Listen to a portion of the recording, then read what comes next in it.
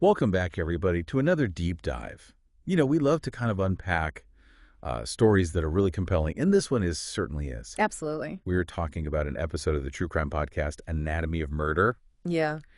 It is one that tells the story of Rhonda Formanic and her daughter, Kimberly. Mm, Now, Rhonda was tragically murdered, and her young daughter, Kimberly, not only witnessed that horrific event, but later went on to become a lawyer. yeah. So we're going to cover all of that. Yeah. It's going to be a whirlwind of emotions, a lot of legal stuff, and ultimately the power of the human spirit. So buckle up. It's a really good one. It's one of those that once you start listening to it, you can't stop. You just, Yeah. got to know what happens. Well, and it's one of those things where it's so much more than just the crime. It's like, how does a person take that kind of trauma and turn it into something, positive, or at least something that they can move forward with in their life? Yeah, definitely. And, it kind of makes you think about how these experiences really shape who we become and what we decide to do with our lives. Yeah, and the setting of this is pretty important too. Mm. So we're talking about Greene County, Pennsylvania, Mm.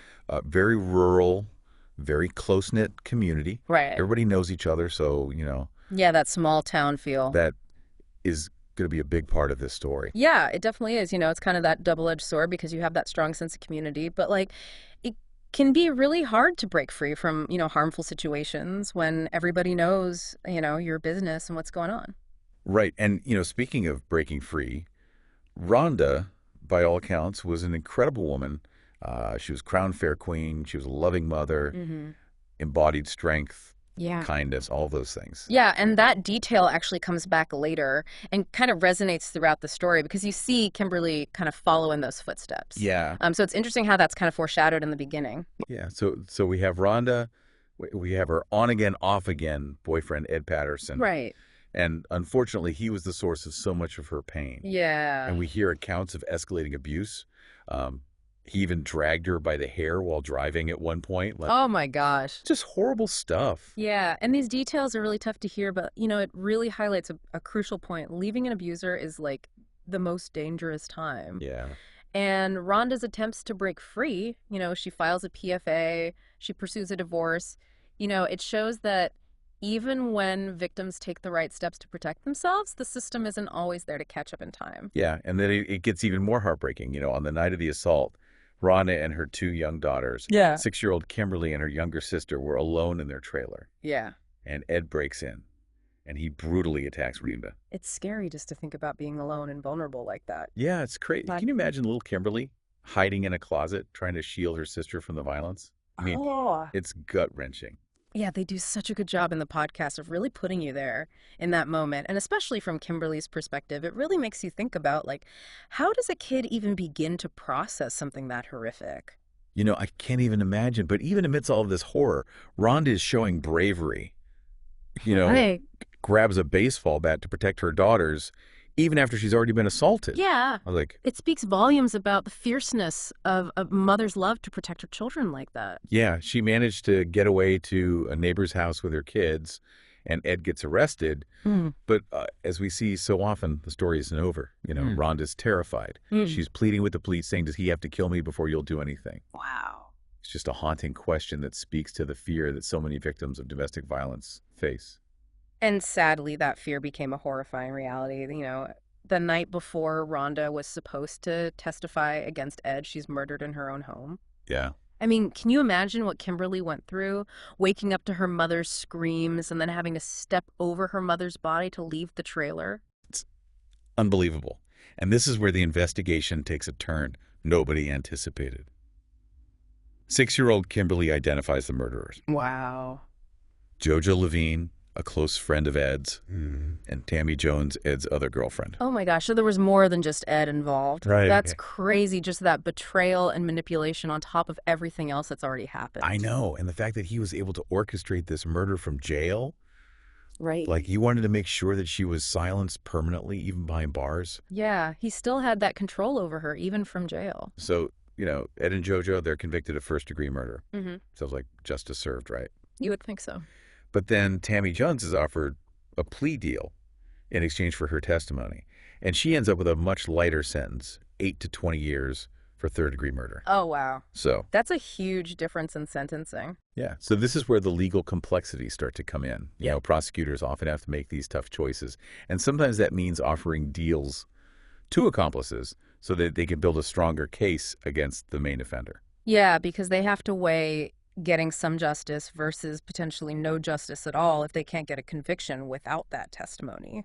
Right. But for Kimberly and her family, Mm, you know, this must have felt like a huge betrayal. Like right. the woman who actually stabbed Rhonda, you know, Mm. she got a much less severe punishment than the men who orchestrated the whole thing. It makes you wonder, like, what is justice? Is it just about punishment or is there more to it than that? Right. And as we move through Kimberly's story, that question of what is justice becomes even more, you know, prominent and important. So stay tuned for the next part of our deep dive where we explore, you know, the aftermath of the trial and what happens with Kimberly. So we're talking about, you know, this idea of justice served. Yeah. But did it really feel like justice for Kimberly and her family? I mean, Right, because on the surface, you have Ed and JoJo sentenced to life in prison, right. but then you have Tammy Jones, who actually committed the act, getting this much lighter sentence. Yeah. And it often leaves families feeling like, things just aren't balanced. Right.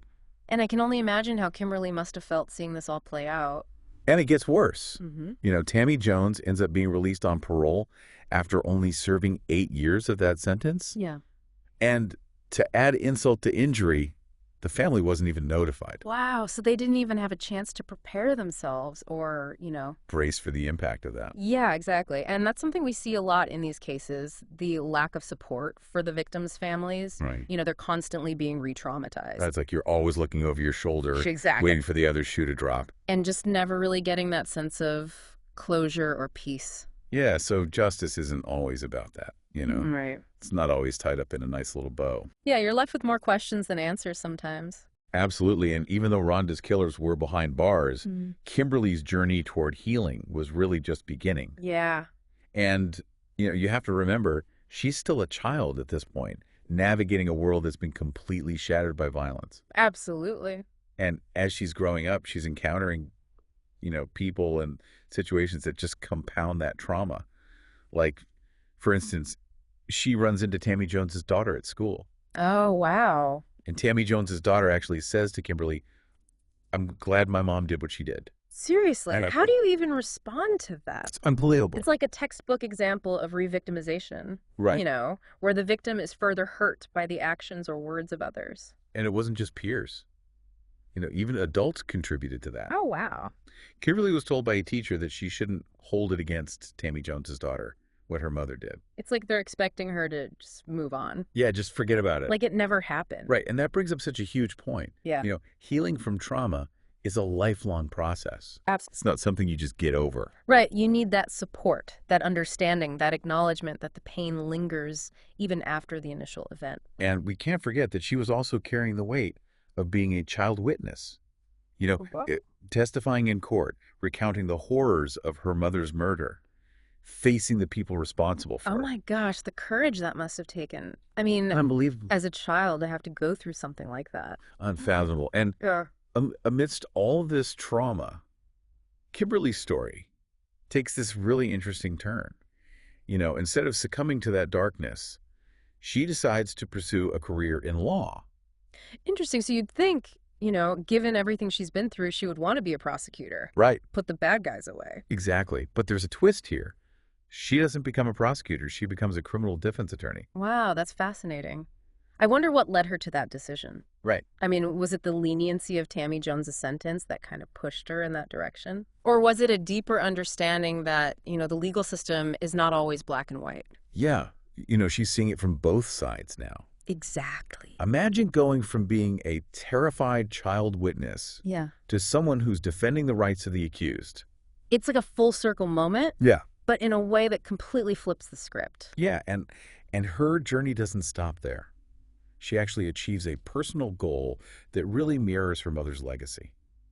Really? How so? She becomes fair queen, just like Rhonda was. Oh, wow. Yeah. That must have been so meaningful for her. Yeah, talk about resilience, you know, Right. even in the face of just unbelievable loss. It shows you that you can find moments of joy and beauty even amidst tragedy. It really does.